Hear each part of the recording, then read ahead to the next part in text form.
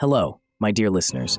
This is Paul, your host at Stories Philippines podcast, and today I have a spooky tale to share with you. This story was sent in by one of you, and it's about something eerie that happened when they were still in elementary school. Sit back, because this tale will surely send shivers down your spine. Back then, after my house burned down, I lived with my grandmother at my uncle's place, which was near the town center of Bacolod.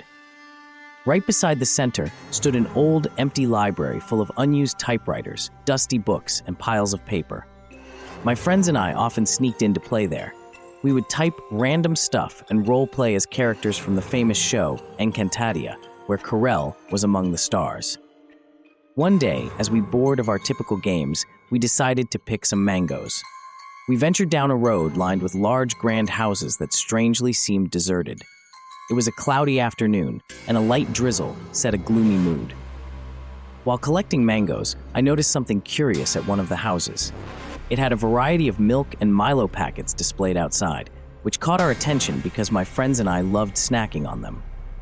We all stared, transfixed, and then out of nowhere, we saw a woman standing at the doorway. Her hair was short, she wore a brown top with a short black skirt, and to my horror, I realized she had no face. Frozen with fear, I snapped out of it only when my friends pulled me away to run. Back home, we were all in tears from the chilling sight we could not forget.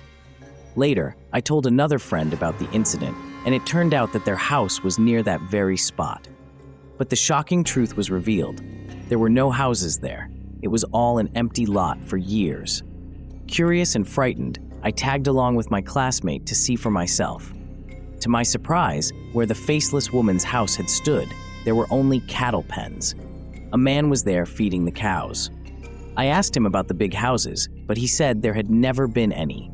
Only the mango tree we had picked from remained.